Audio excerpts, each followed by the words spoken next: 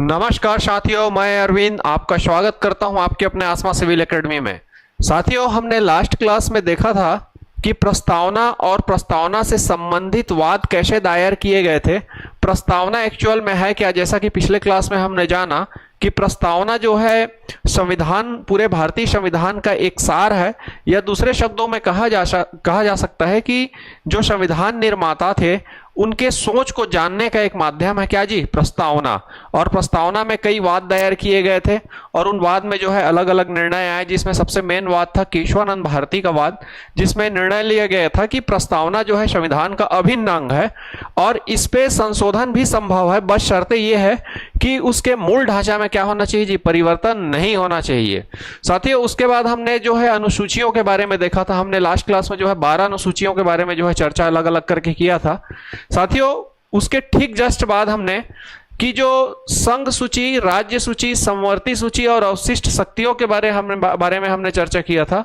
साथियों, इन सूचियों को समझने और पढ़ने के बाद हमको ये चीज समझ में आया था कि राज्य सूची पे कानून बनाने का अधिकार राज्य को है, संघ सूची पर कानून बनाने का अधिकार जो है केंद्र की सरकार को है, समवर्ती सूची पर कानून बनाने का अधिकार जो है केंद्र और राज्य जो है दोनों को होता है, दोनों मिलकर के कानून बनाते हैं। लेकिन कॉन्फ्लिक्ट, विवाद की स्थिति में जो है कानून जो है केंद्र का कानून क्या होता है जी, प्रभावी होता है। और अवशिष्ट शक्तियों पे जो कानून बनाने का अधिकार जो दिया गया है वो केंद्र को दिया गया है। साथियों, हमने सूचियों के माध्यम से तो देखा कौन सी सूची और कौन से विषय पे जो है कानून कौन बना सकता है। इससे भी ये स्पष्ट हो गया था कि कहीं ना कहीं केंद्र सरकार के पास जो है पावर कानून बनाने का जो है ज्यादा है। कहीं ना कहीं जैसे वो संघ सूची पर भी कानून बना रहा है, अवशिष्ट शक्ति भी उसके पास है, समवर्ती सूची में भी अगर केंद्र राज्य कानून बनाते हैं और दोनों के बीच में टकराव होता है तो उस कंडीशन में केंद्र के कानून ही क्या हो जाएंगे जी, प्रभावी रूप से लागू होंगे। तो कहीं ना कहीं स्पष्ट समझ में आता है कि भारत में जो है कानून बनाने के मामले में जो अधिक पावर दिया गया है वो किसको दिया गया है, केंद्र की सरकार को दिया गया है। साथियों, आज जो है हम संविधान का भाग 1 चालू करेंगे। भाग 1 में जो है राज्यों के गठन के बारे में बताया गया है। साथियों, आज आगे जो है अपन स्लाइड के माध्यम से देखते हैं कि भाग 1 एक्चुअल में क्या है। साथियों, ध्यान रखिएगा, हमारे इस पूरे भारतीय संविधान में जो है 22 भाग बताए गए हैं। 22 भाग को मिलाकर के 395 आर्टिकल्स हैं और 395 आर्टिकल के बाद जो है 12 अनुसूचियां जो है जोड़ी गई हैं हमारे भारतीय संविधान में। साथियों, 22 भाग का आज हमारा जो पहला भाग जो है स्टार्ट होने जा रहा है। आइए साथियों, अपन स्लाइड के माध्यम से देखते हैं पहले भाग को। साथियों देखिएगा, भाग 1 में बताया गया है संघ एवं उसके राज्य क्षेत्र। क्या बताया गया है साथियों, संघ एवं उसके राज्य क्षेत्र। साथियों ध्यान रखिएगा, भाग 1 के जो आर्टिकल्स हैं वो अनुच्छेद 1 से लेकर के अनुच्छेद 4 तक के हैं। साथियों, हम एक एक करके एक एक आर्टिकल को समझने की कोशिश करते हैं।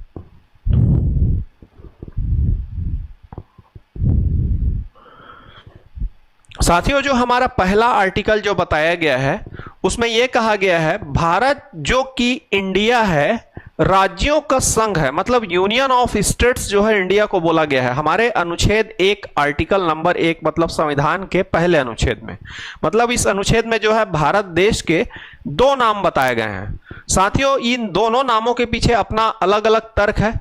साथियों, भारत जो शब्द जो यूज किया गया है, रामायण के अनुसार ऐसा कहा जाता है कि जो राजा दशरथ थे और राजा दशरथ की एक पत्नी थी कौशल्या, और कौशल्या के जो दूसरे पुत्र थे उनका नाम था भरत।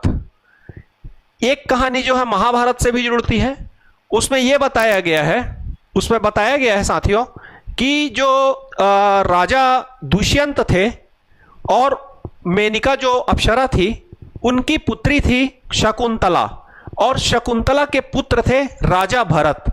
इसी भरत जो राजा थे, ऐसा कहा जाता है ये भारत के बहुत प्राचीन, बहुत समय पहले जो है एक महान सम्राट हुआ करते थे। और जो है इन्हीं भरत के नाम पर इस पूरे जो भूखंड था, भारत भूखंड के नाम से जाना जाता था। भरत क्षेत्र के नाम से भी देश को जो है जाना जाता था प्राचीन काल में। तो उन्हीं के नाम से जो है भरत के नाम से भारत देश को जो है भारत कहा जाता है।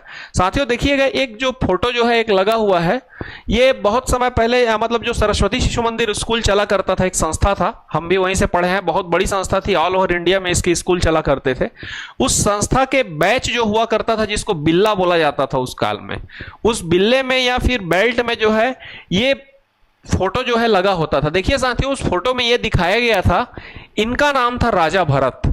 और इन्होंने जो है शेर के दांत को क्या किया था जी, ये जो गिर शेर है उसके दांत को जो है फाड़ करके उसके दांत को पूरा गिन लिया था। तो ये एक बड़े महान और बहुत प्रतापी राजा हुआ करते थे किसी समय भारत देश के। और इन्हीं के नाम से, मतलब भारत देश जो है राजा भरत का देश, राजा भरत का भरण पोषण करने वाला देश, इन्हीं के नाम से जो है देश का नाम क्या पड़ा है जी, भारत पड़ा हुआ है। आगे देखिएगा साथियों, एक नाम है इंडिया। साथियों ध्यान रखिएगा कि जो हमारा इंडिया है यहां से एक नदी होकर के निकलती है, जिस नदी का नाम है क्या नदी जी, सिंधु नदी। सिंधु नदी का जो उद्गम है वो चाइना मानसरोवर झील के निकट से होता है, और वो जो है हमारे भारत के लद्दाख से ऊपर मुड़ते हुए गिलगित होते हुए वो पाकिस्तान निकल जाती है। तो सिंधु नदी के तटवर्ती या सिंधु क्षेत्र के होने के कारण, चूंकि सिंधु नदी को जो है इंग्लिश में इंडस नदी के नाम से जाना जाता है, तो इसी इंडस से इंडिया को कहा जाने लगा, भारत देश को जो है इंडिया नाम पड़ा है इसी इंडस नदी के कारण। साथियों जब संविधान निर्माण किया जा रहा था तो संविधान सभा में जो लोग, जो बुद्धिजीवी लोग जो पहुंचे थे, उनके मध्य में थोड़ा सा कॉन्फ्लिक्ट की स्थिति बनी हुई थी कि देश का नाम रखा क्या जाए, क्योंकि पूरा यूरोपियन कंट्री जो था हमको इंडिया के नाम से जानता था हमारे देश को, और हम जो इंडियंस थे हम अपने देश को जो है भारत देश के नाम से जाना करते थे, राजा भरत के देश के नाम से जाना करते थे। तो दोनों में कॉन्फ्लिक्ट चल रहा था। तो उस कॉन्फ्लिक्ट में कोई कहता था कि इसका नाम इंडिया रखेंगे, तो कोई लोग कहते थे कि नहीं हम भारत रखेंगे। तो इस दोनों विवाद को देखते हुए जो है आर्टिकल 1 में दोनों नाम को क्या कर लिया गया जी, समाहित कर लिया गया। इसलिए जो है आर्टिकल में जो इंडिया और भारत को जो है शामिल किया गया। इंडिया, भारत जो कि इंडिया है वो क्या है, राज्यों का संघ। राज्यों का संघ क्यों बताया गया साथियों, यूनियन ऑफ स्टेट्स कहा गया है। साथियों हम जो पिछले जो ऋग्वेद काल उत्तर वेद काल के बारे में भी जो हमारी चर्चा हुई थी, भारत देश की अवधारणा नहीं थी एक्चुअल में। इस पूरे भूखंड में, इस भूखंड में मतलब अफगानिस्तान तक जाता था वो भूखंड। तो इस पूरे जो भूखंड जो क्षेत्र थे वो छोटे छोटे राज्यों के रूप में क्या थे जी, बटे हुए थे। तो बटे हुए थे तो ये आज से नहीं बटे थे, ये हजारों सालों से छोटे छोटे राज्यों के रूप में बटे हुए थे। और अंग्रेजों के आने के ठीक पहले तक, या ब्रिटिश ईस्ट इंडिया कंपनी स्थापना के ठीक पहले तक भी क्या था जी, छोटे छोटे राज्यों के रूप में क्या हुए थे जी, सब बटे हुए थे। और इन्हीं जो बटे रहने का जो कारण था, उसी का जो बेनिफिट मिला, किनको मिला था जी, अंग्रेजों को, कि आपस में राज्यों को क्या करते गए, फुट डाल के लड़ाते गए। फिर वेलेजलिक रिंग फेंस पॉलिसी आई, राजाओं को भिड़ाते गए, और पूरे देश में फुट डालो शासन करो नीति के तहत वो बैठ करके शासन करने लगे। तो साथियों जब देश आजाद हुआ तो अब देश पूरे, चूंकि राज्य क्षेत्र में था, और उन्होंने जो है क्या बोलना चाहिए, क्रिप्स मिशन में उसने कह भी दिया था कि जो राज्य जिनको संविधान पसंद ना हो वो शामिल ना हो करके अपने राज्य के लिए स्वतंत्र संविधान बना लिए। ये अंग्रेजों के द्वारा कहा गया था। जब हमारे देश में एक जब राष्ट्रीय एकीकरण का जब समय आया था तो सरदार वल्लभ भाई पटेल ने जो है अपने इसमें महत्वपूर्ण योगदान निभाया था कि राष्ट्रीय एकीकरण विलय पत्र में सभी राज्यों से क्या किया गया था जी, विलय मतलब भारत संघ में विलय के लिए उनसे हस्ताक्षर करा लिए गए थे।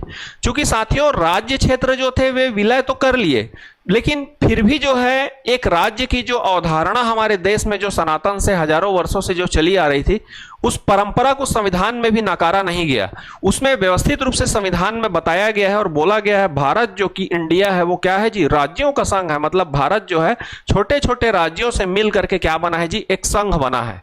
और पूरा संविधान जो है संघ और राज्य की अवधारणा में क्या है जी, बटा हुआ है। साथियों हम ध्यान दीजिएगा, हम दो राजा अपने चुनते हैं। एक विधानसभा चुनाव में हम एक मुख्यमंत्री चुनते हैं जो हमारे राज्य के एक प्रकार से राजा ही हैं, और केंद्र में हम एक प्राइम मिनिस्टर चुनते हैं जो देश के राजा हैं। तो कहीं ना कहीं हमारे संविधान में क्या व्यवस्था बताया गया है जी, संघीय व्यवस्था को बताया गया है। साथियों ध्यान दीजिएगा कि भारत जो कि इंडिया है वो राज्यों का संघ है, और राज्य को जो है तीन तरीके से बताया गया है। एक तो केंद्र, राज्य के मतलब एक केंद्र को बताया गया है, दूसरा राज्य है, और तीसरा ऐसे देश जो कि भारत में सम्मिलित हो गए हैं, या भारत जो है एक प्रकार का बोलना चाहिए संप्रभु राष्ट्र है, और अंतरराष्ट्रीय नियम कानूनों के तहत जो है किसी भी विदेशी क्षेत्र, विदेशी भूभाग को क्या कर सकता है जी, अपने देश में शामिल कर सकता है, या युद्ध में जीत करके अर्जित कर सकता है। तो ऐसे राज्यों के लिए भी अलग प्रावधान है। तो तीन तरीके के बताए गए हैं, एक राज्य, एक केंद्र शासित राज्य, और एक ऐसे राज्य जिनको हम जो है युद्ध या उनके कहने पर हम, जैसे सिक्किम एक उदाहरण है। सिक्किम राज्य जो है 35वें संविधान संशोधन में उसको सह राज्य बनाया गया था। सिक्किम भारत का हिस्सा नहीं था, लेकिन 36वें संविधान संशोधन में सिक्किम को क्या कर लिया गया जी, भारत का पूर्ण राज्य बना लिया गया। आइए साथियों हम देखते हैं स्लाइड के माध्यम से। साथियों देखिएगा आर्टिकल 1 अनुच्छेद 1, इसमें संघ का नाम और उसका राज्य क्षेत्र जो है बताया गया है। देखिएगा, अर्थात इंडिया जो है राज्यों का संघ होगा, अर्थात स्पष्ट है भारत राज्यों का संघ है, न कि समूह है।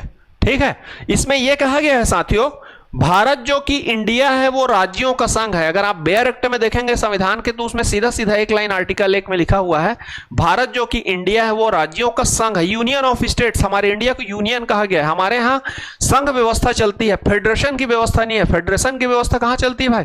फेडरेशन व्यवस्था चलता है यूएसए अमेरिका में। साथियों ध्यान रखिएगा, फेडरेशन को संघ से अलग होने, अपने मतलब संगठन से, देश से अलग होने का अधिकार होता है, लेकिन भारत में जो है राज्यों को जो है अलग होने का अधिकार नहीं दिया गया है। देखिएगा, फेडरेशन सिस्टम जो है राज्यों को संघ से अलग होने का अधिकार होता है। उदाहरण है यूएसए, और हमारे इंडिया में संघ सिस्टम है और इसमें राज्यों को संघ से अलग होने का अधिकार जो है नहीं दिया गया है। और उदाहरण है क्या? भारत।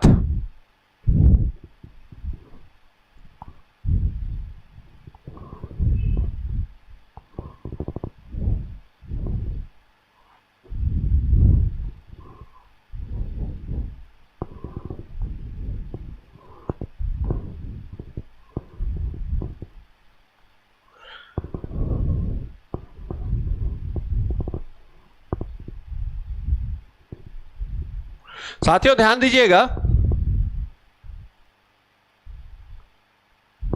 देखिएगा अनुच्छेद 1 के अंतर्गत भारत के राज्य क्षेत्र में राज्यों की जो है 3 श्रेणियों के रूप में बांटा गया है। मतलब भारत देश जो है उसमें राज्यों के जो है कितने प्रकार बताए गए हैं जी? 3 प्रकार बताए गए हैं। देखिएगा, एक तो राज्य का क्षेत्र, जैसे कि यहां पर 28 राज्य हैं, जैसे हमारा छत्तीसगढ़ मध्य प्रदेश भी राज्य है, अड़ोसी पड़ोसी।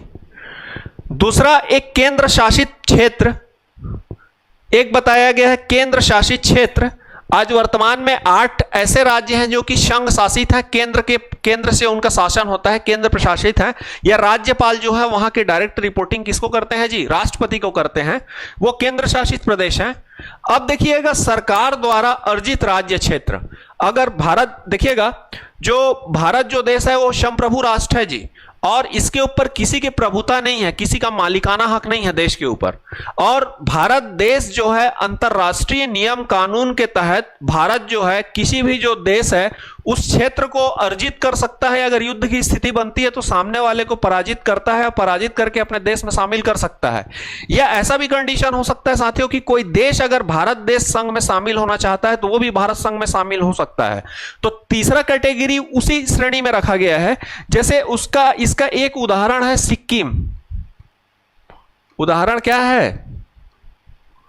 सिक्किम राज्य। ठीक है, देखिएगा अनुच्छेद, अब देखिएगा अनुच्छेद 2 में जो है नए राज्यों के प्रवेश और स्थापना के बारे में जो है बताया गया है। साथियों ध्यान रखिएगा, अनुच्छेद 2 जो है भारत के ऐसे राज्यों से संबंधित है जो कि एक्चुअल में भारत देश में है ही नहीं। मतलब पड़ोसी देश या अन्य देश जिसको भारत जीत लेता है लड़ाई में, या स्वयं कोई पड़ोसी देश या आसपास का कोई देश जो है भारत में सम्मिलित होने की इच्छा रखता है। आर्टिकल 2 का या अनुच्छेद 2 का सबसे बेहतरीन उदाहरण है सिक्किम राज्य। आइए देखते हैं। देखिएगा नए राज्यों का प्रवेश या स्थापना। साथियों ध्यान रखिएगा, यह प्रवेश या स्थापना उन राज्यों से नहीं है जो कि भारत में ऑलरेडी जो स्थित है। भारत एक संप्रभु राज्य है, इसलिए अंतरराष्ट्रीय कानूनों के अंतर्गत भारत किसी विदेशी क्षेत्र को क्या कर सकता है जी? अधिग्रहण कर सकता है। 1971 में हमारी सेना कहां तक पहुंच गई थी जी? लगभग लाहौर बॉर्डर तक पहुंच गई थी। ठीक है, इंदिरा गांधी ने क्या कर लिया? वापस बुला लिया। नहीं तो अगर हम चाहे रहते तो लाहौर को कब्जा करके आज उसको हम अपने भारत में हिस्सा में शामिल कर लिए रहते। कौन से आर्टिकल के तहत? अनुच्छेद 2 के तहत। सिक्किम को जो है 35वें संविधान संशोधन में शह राज्य बनाया गया था। किसके तहत? आर्टिकल 2 के तहत। इसको ध्यान रखिएगा।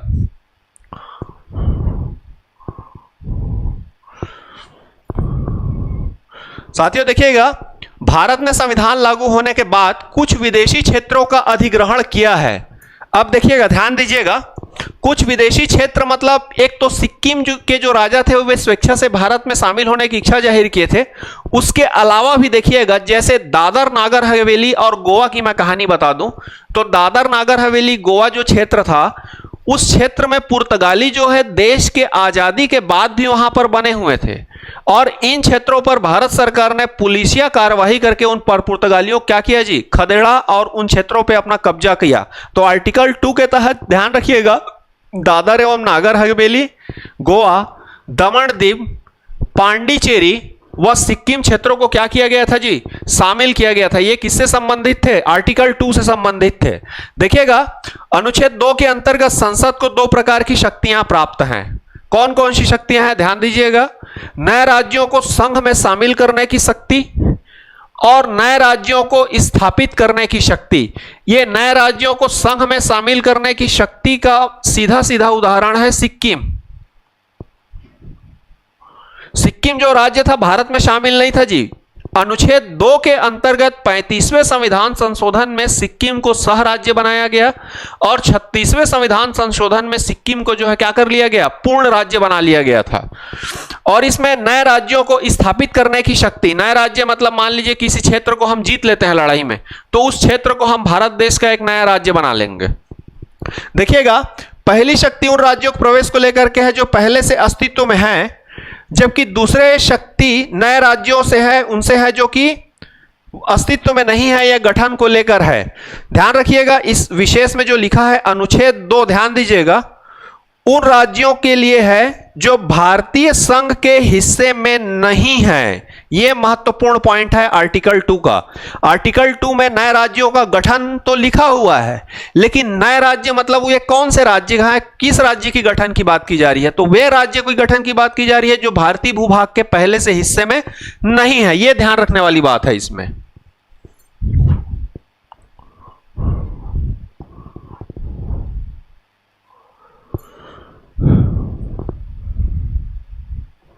साथियों, अब आते हैं अपन आर्टिकल 3, मोस्ट आईएमपी आर्टिकल है, ध्यान रखिएगा, बहुत महत्वपूर्ण आर्टिकल है, अनुच्छेद है।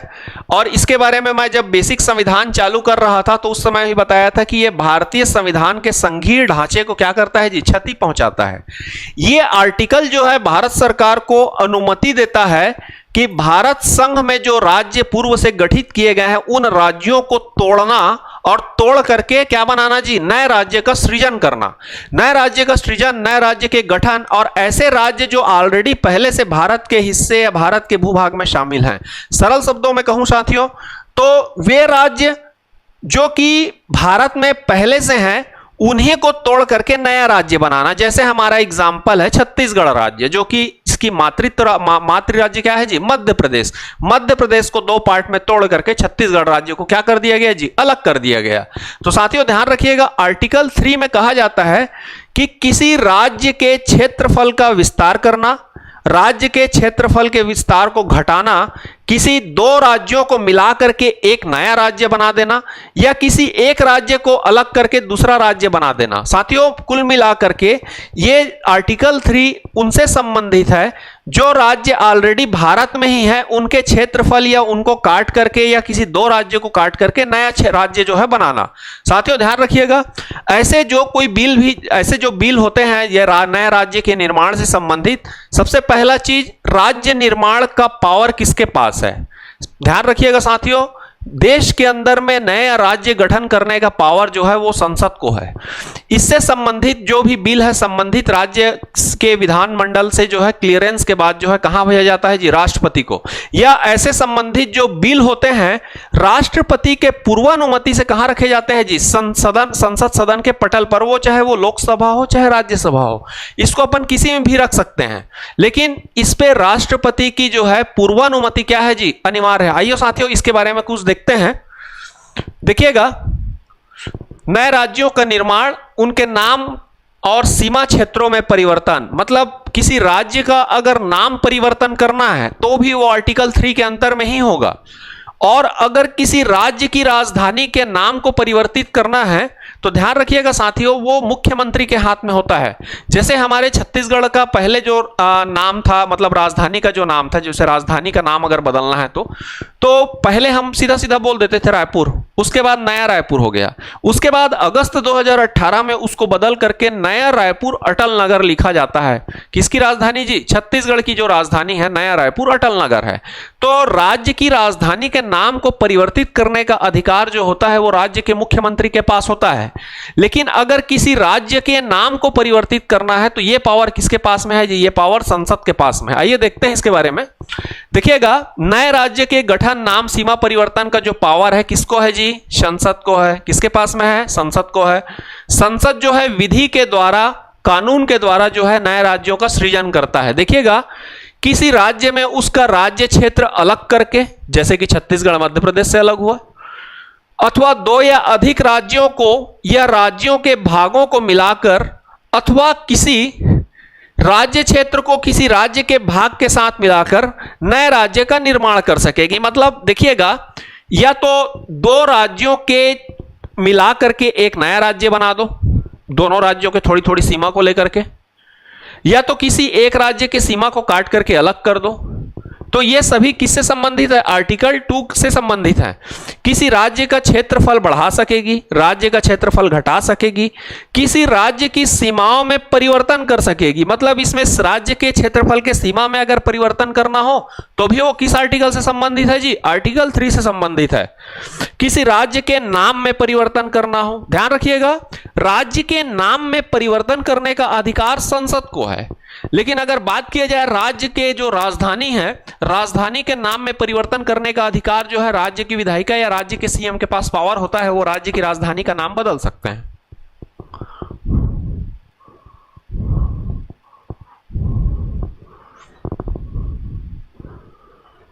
देखिएगा, इसमें लिखा हुआ है राज्य के राजधानियों के नाम में परिवर्तन करने का अधिकार केवल राज्य विधानसभा को होता है। किसको होता है जी? राज्य के विधानसभा को होता है। देखिएगा, अनुच्छेद 3 के तहत प्रस्तुत विधेयक राष्ट्रपति के पूर्वानुमति से, किसके जी? राष्ट्रपति के पूर्वानुमति से ही कहां रखे जाएंगे? सदन पर रखे जाएंगे। यह विधेयक पहले संसद में किसी भी सदन में लाया जा सकता है। बाध्यता नहीं है कि पहले लोकसभा में लाना है या पहले राज्यसभा में लाना है। राज्य निर्माण संबंधित बिल को लोकसभा के किसी भी सदन पटल पर रखा जा सकता है।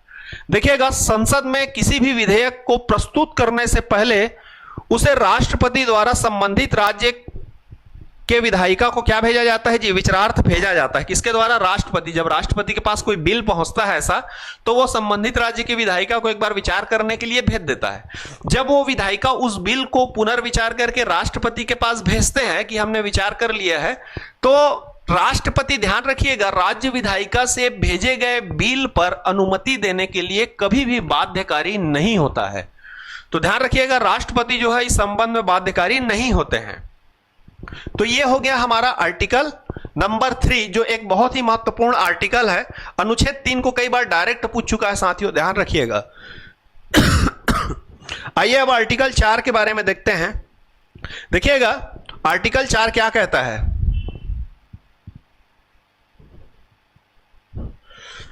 देखिएगा, हमने देखा कि नए राज्यों का जो गठन करना है या नए राज्यों के गठन से संबंधित जो नियम और कानून जो बताए गए हैं अनुच्छेद 2 और 3 में बताए गए हैं।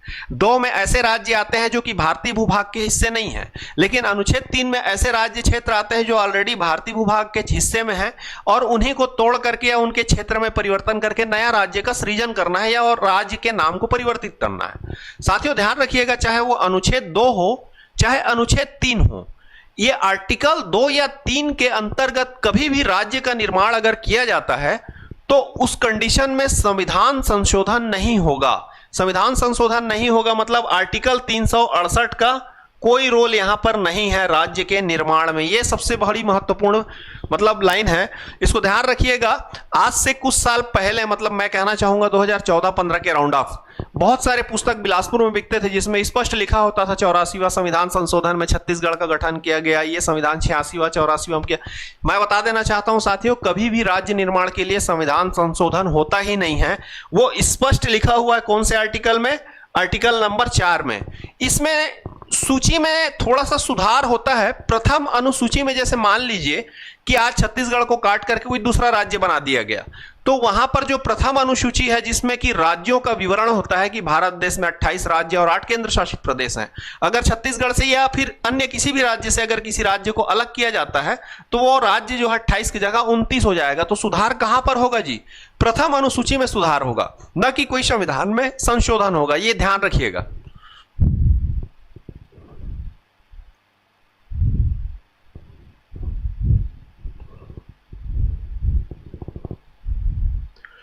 साथियों देखिएगा, राज्य पुनर्गठन से संबंधित कुछ आयोग और समितियां हैं। राज्य पुनर्गठन जब देश आजाद हो रहा था, संविधान बना, और संविधान बनने के बाद जब राज्यों का पुनर्गठन हो रहा था तो वहां पर कुछ समितियां बनी हुई थी। साथियों ध्यान रखिएगा, राज्य पुनर्गठन से संबंधित समितियों के बारे में परीक्षा में पूछा जाता है, बहुत ही महत्वपूर्ण समिति है।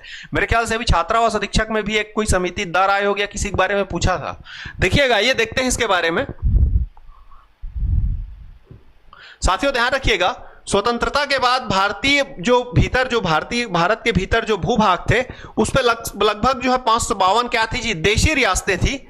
549 देशी रियासतों ने जो है भारतीय संघ में शामिल होने के लिए क्या कर दिया जी? हस्ताक्षर कर दिया था। 3 राज्य जो थे वो 3 राज्य क्या हो गए थे? बच गए थे। जो 3 राज्य कौन कौन से थे? हैदराबाद, जूनागढ़ और जम्मू कश्मीर। 3 राज्यों ने जो है क्या किया था? हस्ताक्षर नहीं किया था। और इस पूरे देश के राष्ट्रीय एकीकरण में जो अपनी भूमिका निभा रहे थे वो थे सरदार वल्लभ भाई पटेल, जिनको भारत का लौह पुरुष और बिस्मार्क कहा जाता है। इसलिए कहा जाता है उनको कि रियासतों के राजाओं के कान को पकड़ करके उन्होंने इंस्ट्रूमेंट ऑफ सक्सेशन पे साइन करा लिया था, मतलब विलय पत्र पे हस्ताक्षर करा लिया था। 3 राज्य जो थे वो फंस गए थे। देखिएगा, वो 3 राज्य थे। देखिएगा, पहला नंबर जम्मू कश्मीर, ये जो है बाद में क्या करता है जी? विलय पत्र पर हस्ताक्षर करते हैं। जो राजा हरि सिंह थे, जम्मू कश्मीर के जो राजा हरि सिंह थे, उन्होंने भारत सरकार के साथ में क्या किया था जी? विलय पत्र पर हस्ताक्षर किया था। और जो विलय पत्र मतलब जम्मू कश्मीर और भारत का जो जुड़ाव हुआ था उसके बीच में जो गम लगा था वो गम को ही कहा जाता था धारा 370। और धारा 370 को भी क्या कर दिया गया जी? अभी खत्म कर दिया गया। मतलब भारत का कानून अब पूरा जम्मू कश्मीर का कानून सेम हो गया है। नहीं तो एक समय तक ऐसा होता था कि कई चीजों को हम संविधान में पढ़ना पड़ता था कि ये चीज जम्मू कश्मीर में लागू नहीं होता है। तो अब भारत के जो संविधान है वो जम्मू कश्मीर तक क्या कर दिया गया है जी? पहुंचा दिया गया है। ठीक है, आगे देखिएगा, जूनागढ़ में क्या कराया गया था जी? जनमत संग्रह हुआ था यहां पर। ठीक है, एक था हैदराबाद के निजाम ने भी नाटक कर दिया था कि मैं भारत संघ में शामिल नहीं होऊंगा। तो यहां पर क्या चला था जी? यहां पर पुलिसिया कार्यवाही चली थी, पुलिस कार्यवाही जिसको क्या बोला जाता है? ऑपरेशन पोलो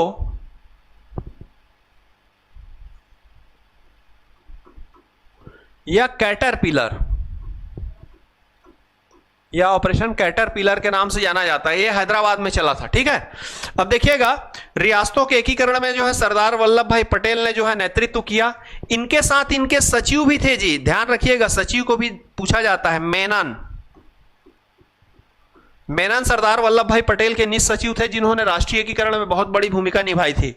अब देखिएगा, भारतीय एकीकरण में सरदार पटेल के योगदान व इच्छा शक्ति के कारण ही उन्हें भारत का क्या कहा जाता है जी? लौह पुरुष कहा जाता है। और उन्हें भारत का बिस्मार्क की भी संज्ञा दी जाती है।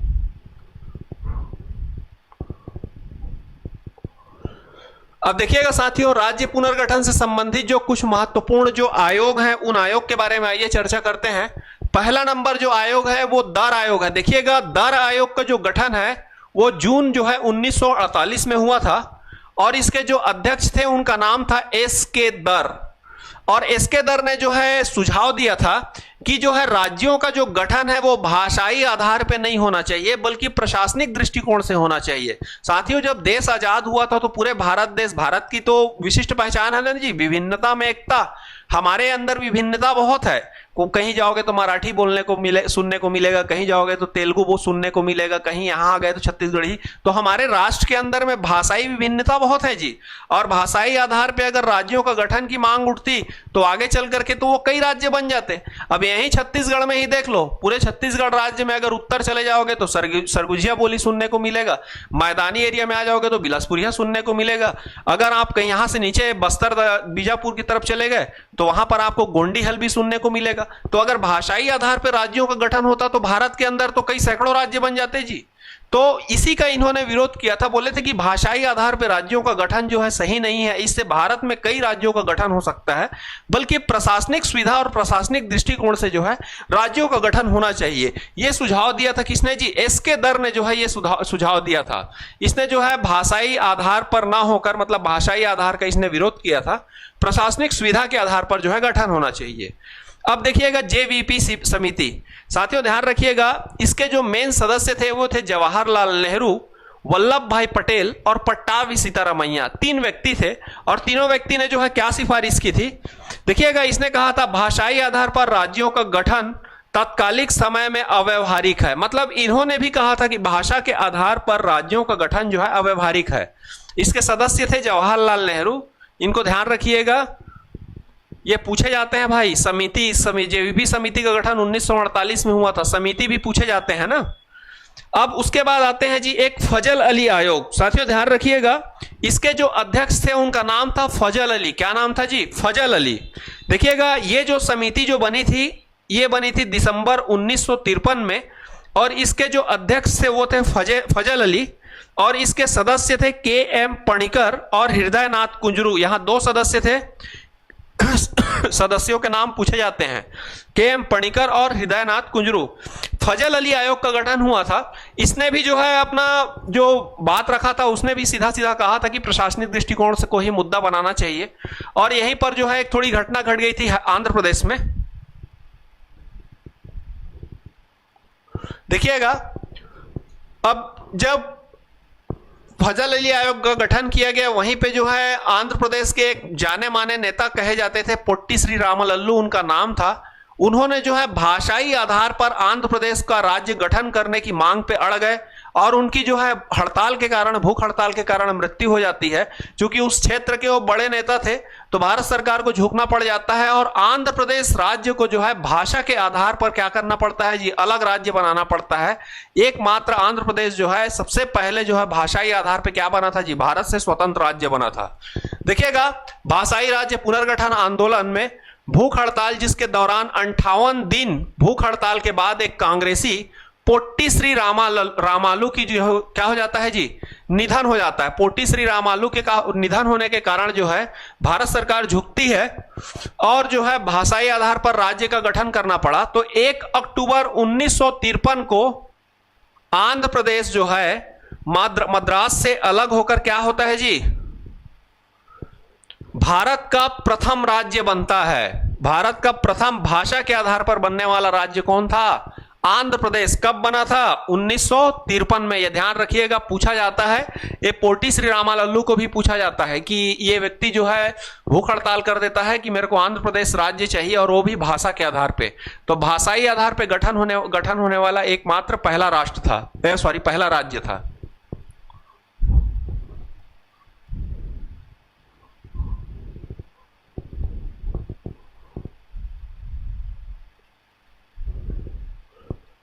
साथियों, आइए आज जो टॉपिक अपन पढ़े हैं उस टॉपिक से संबंधित परीक्षाओं में कैसे प्रश्न जो है पूछे जाते हैं, आइए इसी कड़ी में कुछ प्रश्न के बारे में अपन चर्चा करते हैं।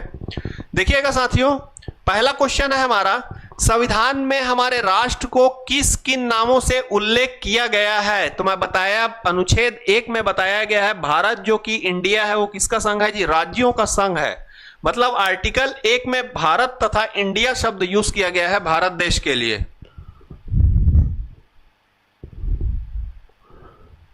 साथियों, हमारा अगला क्वेश्चन है, संविधान के प्रथम अनुच्छेद के अनुसार भारत क्या है? Bharat, India is a union of states. मतलब भारत जो है राज्यों का क्या है? संघ है।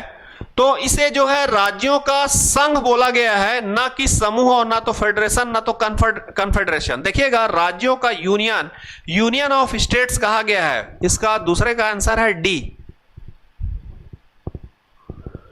साथियों, हमारा अगला क्वेश्चन है, संविधान के निम्नांकित में से किस प्रावधान के अंतर्गत भारतीय संसद को नया राज्य बनाने का अधिकार दिया गया है? नया राज्य बनाने का अधिकार दिया गया है। साथियों, जब ऐसे प्रश्न पूछे जाएंगे तो यह ध्यान रखिएगा, वो नया राज्य आपसे जो है सीधा सीधा भारत के अंदर नए राज्य की बात करेगा, विदेशी राज्यों को शामिल को लेकर के नहीं। एक बार 2016 2017 पीएससी प्रीलिम्स में पूछ चुका है। तो ऐसे कंडीशन में आपको आर्टिकल 3 ही लेना है। अनुच्छेद 3 जो है भारत के अंदर नए राज्यों का सृजन करने का पावर किसको देता है जी? भारतीय संसद को देता है। नेक्स्ट है, देखिएगा, नए राज्य की गठन की शक्ति जो है निहित है संसद में, राष्ट्रपति में, राज्य पुनर्गठन आयोग में या मंत्री परिषद में। ध्यान रखिएगा साथियों, नए राज्यों की गठन की शक्ति जो है संसद में निहित है। संसद में मतलब भारतीय संसद में, संसद को पावर दिया गया है नए राज्य का सृजन करने का। साथियों नेक्स्ट क्वेश्चन। साथियों मैं आपको एक चीज बताना चाहूंगा, भारतीय संविधान एक ऐसा विषय है जो कि फैक्चुअल आधारित नहीं है, ये थोड़े से तथ्यात्मक है। चूंकि लीगल विषय है, कानून से संबंधित विषय है, कई बार इससे संबंधित प्रश्न जो है थोड़े से कॉम्प्लिकेटेड, थोड़े से कठिन लेवल के पूछे जाते हैं। आपको अगर इसके प्रश्नों का लेवल अगर सही में देखना हो, सही मायने में, तो 2014 से लगभग 2021 के बीच में जो भी कॉम्पिटेटिव परीक्षाएं जो छत्तीसगढ़ राज्य में व्यापम या जो है पीएससी से हुए हैं, आप उसमें संविधान के प्रश्नों का स्तर देख सकते हैं। एक एक पेज, 1.5 पेज का तो सिर्फ क्वेश्चन हुआ करता था, क्योंकि एक लीगल विषय है, कानून से संबंधित है, तो इसको डायरेक्ट फैक्ट के आधार पर अपन पढ़ करके पूरा कवर अप नहीं कर सकते। इसको थोड़ा डिटेल में जानना अनिवार्य है, क्योंकि क्वेश्चन जो है थोड़े डिटेलिंग पूछे जाते हैं, इसमें कॉन्सेप्ट से प्रश्न पूछा जाता है। देखिएगा ये अगला क्वेश्चन जो है, निम्नलिखित में से कौन सा कथन नए राज्यों के निर्माण के बारे में सही नहीं है? देखिएगा सही नहीं है बोल रहा है, संसद विधि द्वारा एक नए राज्य का निर्माण कर सकती है। सही नहीं है मतलब गलत कथन चुनना है ना अपने को। कौन सा कथन चुनना है जी? गलत कथन। गलत कथन को अपने को सेलेक्ट करना है। देखिएगा, संसद विधि द्वारा एक नए राज्य का निर्माण कर सकती है। इसी प्रकार की विधि में संविधान की पहली अनुसूची, चौथी अनुसूची में संशोधन का प्रावधान होगा। इस प्रकार की विधि अनुच्छेद 368 के प्रयोजनों के लिए संविधान संशोधन समझा जाएगा। मैंने पहले ही बताया आर्टिकल 4 में। देखिएगा, इस प्रकार की विधि जो है अनुच्छेद 368 के प्रयोजनों के लिए संविधान संशोधन समझा जाएगा। साथियों मैंने आर्टिकल 4 के बारे में चर्चा किया था कि आर्टिकल 4 में स्पष्ट जो है लिखा हुआ है कि 2 या 3 अनुच्छेद के अंतर्गत किसी भी तरीके का राज्य का गठन होता है, उसमें 368 जो है प्रभावी नहीं होगा, संविधान संशोधन नहीं समझा जाएगा। तो इसका सही आंसर है साथियों ऑप्शन सी।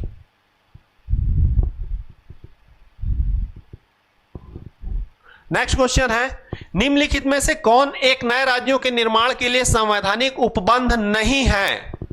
नहीं है। देखिएगा, किसी राज्य का क्षेत्र बढ़ाकर, किसी राज्य का क्षेत्र घटाकर, किसी राज्य का नाम परिवर्तन कर एक राज्य संघ राज्य क्षेत्र शामिल कर सकेगा।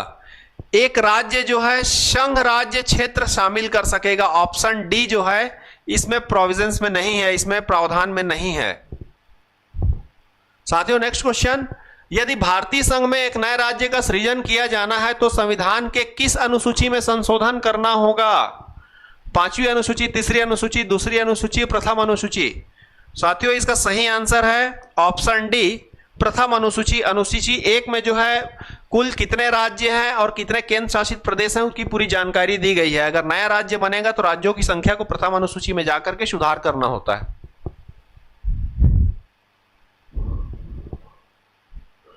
साथियों नेक्स्ट क्वेश्चन देखिएगा, किस संविधान संशोधन द्वारा दिल्ली को राष्ट्रीय राजधानी प्रक्षेत्र का दर्जा दिया गया है? संविधान संशोधन 67वां, 69वां, 68 और 70। साथियों ध्यान रखिएगा, 69 जो अमेंडमेंट है, 69वां संविधान संशोधन है, उसमें दिल्ली को जो है राष्ट्रीय राजधानी प्रक्षेत्र का दर्जा दिया गया है। साथियों ध्यान रखिएगा, आज से 20 साल पहले अगर हमसे कोई देश की राजधानी पूछता था, हम सीधा बोल देते थे दिल्ली है। अभी फिर उसके बाद कोई पूछने लगे तो बोलते थे नहीं दिल्ली है। साथियों ध्यान रखिएगा, अब जो है हमारी जो देश की एक्चुअल जो राजधानी है वो क्या है जी? दिल्ली एनसीआर। एनसीआर का मतलब होता है नेशनल कैपिटल रीजन।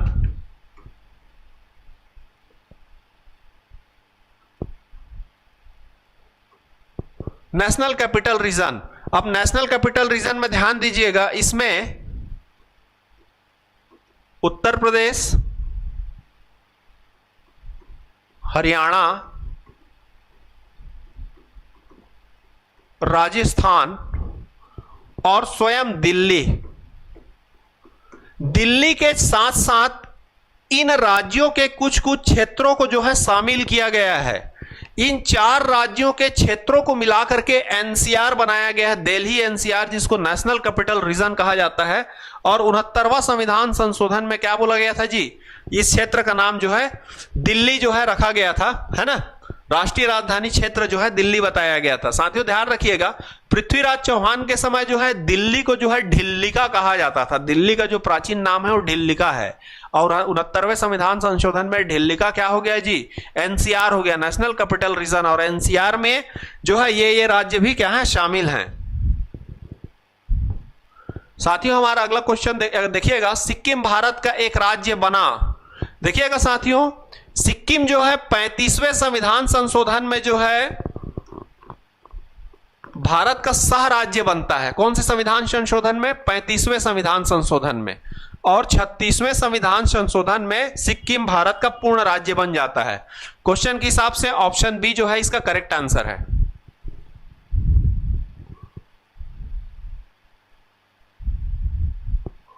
साथियों अगला क्वेश्चन है, भाषाई आधार पर सर्वप्रथम किस राज्य का गठन हुआ था? Rajasthan, Andhra Pradesh, Madhya Pradesh, Karnataka. Option B Andhra Pradesh is correct answer. Potti Ramulu के 58 दिन भूख हड़ताल में मर जाने के बाद जो है आंध्र प्रदेश को क्या किया गया था जी, भाषाई आधार पर अलग राज्य बनाया गया था। साथियों अगला क्वेश्चन है, दर आयोग का संबंध किससे था? निर्वाचन से, राज्य गठन से, केंद्र राज्य संबंध से, बैंक सुधार से।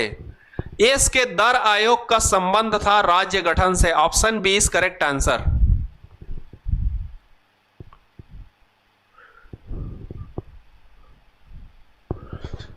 साथियों तो आज के क्लास में हमने देखा जो है कैसे जो है संसद को जो है राज्य को अलग करने, नए राज्य के सृजन करने का पावर जो है दिया गया था।